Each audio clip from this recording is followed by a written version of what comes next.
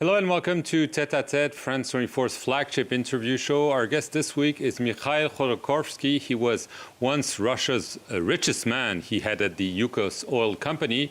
He was jailed for a decade until he was pardoned by President Putin back in 2013. He now lives in exile, where he has become a staunch opponent of the Russian president. And he joins us today from Zurich in Switzerland. Thank you very much, Mr. Khodorkovsky, for being with us. Hello. Since his return to the White House, Donald Trump has spoken to Vladimir Putin. The foreign ministers of both countries have met in Saudi Arabia. They said their talks were positive. This sounds very much like a victory for Vladimir Putin, no?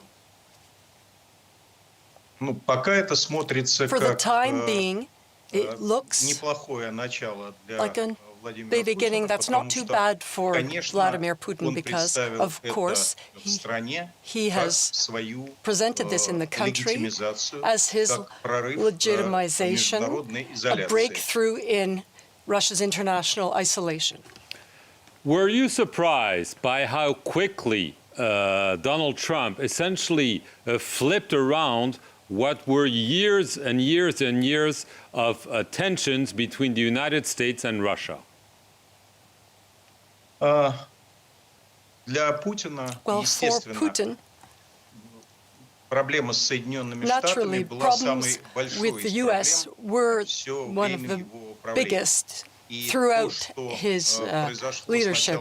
And what happened at the beginning of the war for him was a series of strong blows, and now he sees an opportunity not only to eliminate those problems with the U.S., but to move forward where he wants to go.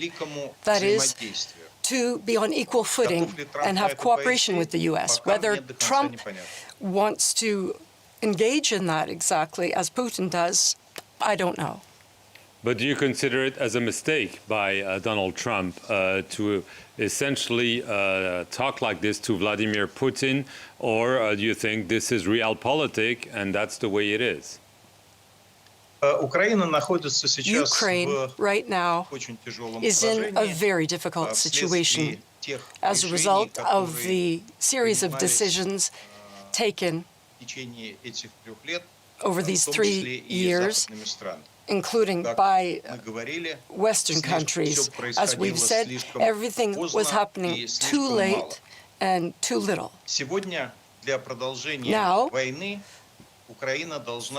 for Ukraine to continue the war, it has to sacrifice its young generation.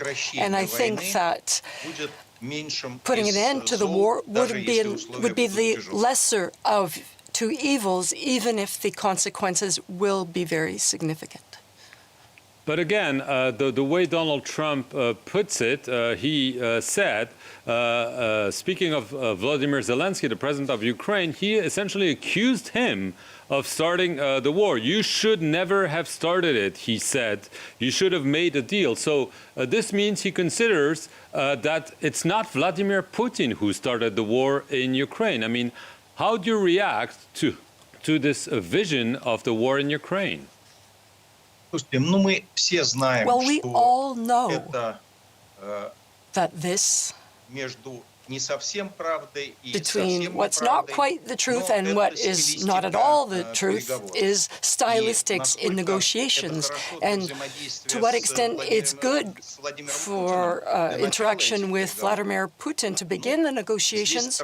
Well, I think Trump is a very experienced negotiator. He knows better what will create a negative reaction throughout the world and negative consequences. That is payments to begin those negotiations. Is that too high a price to pay? That's a question. Perhaps it is too high a price. Right. But as you seemed to say earlier, this means that if the negotiations between Trump and Putin over Ukraine, without Ukraine and without Europe, it appears, are successful, Ukraine will be partitioned, that Russia will keep control of the regions it currently controls in Ukraine, right? There will be a partition of Ukraine.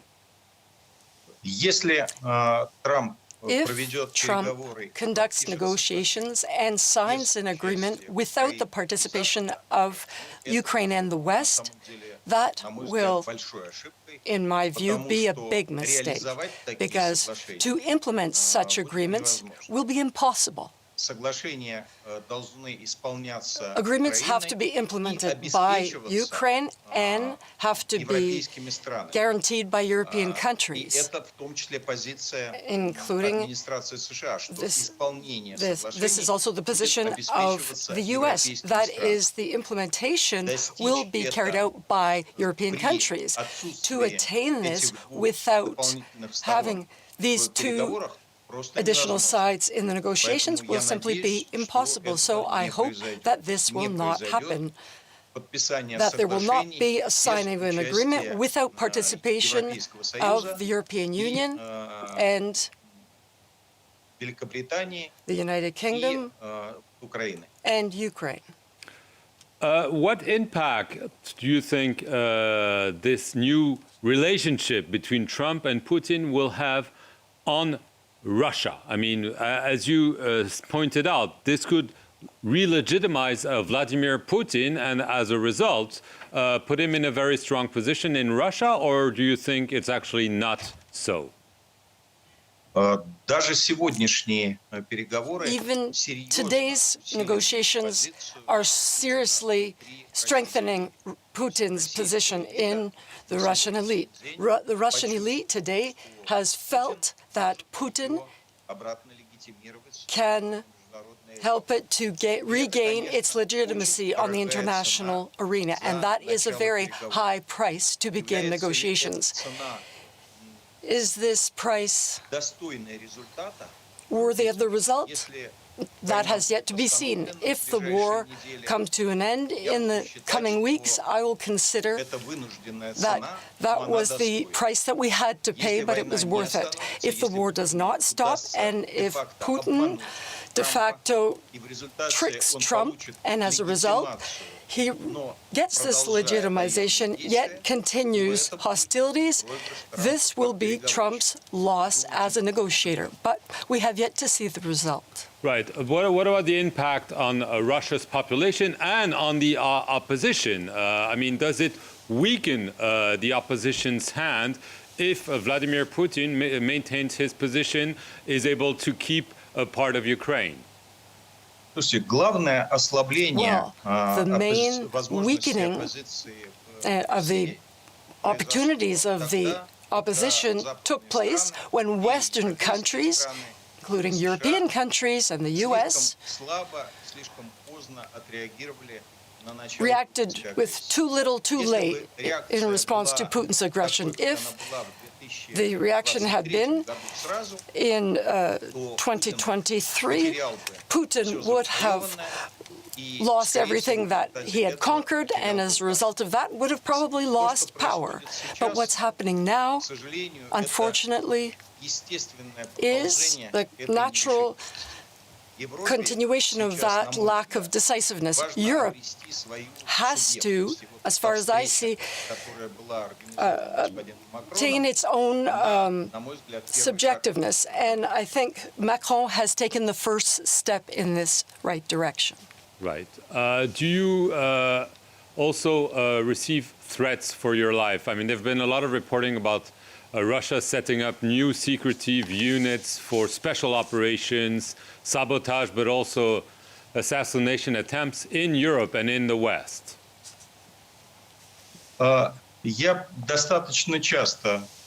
Quite frequently, I receive reports or messages that in the Kremlin list of enemies, I am number 1 or number 2, and then I go back to number 1.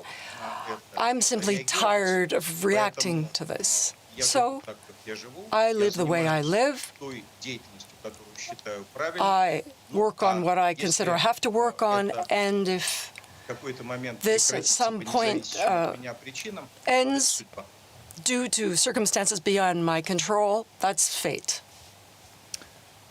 Mikhail Khodorkovsky, thank you very much for being our guest here on France 24 today, and thank you all for watching this interview.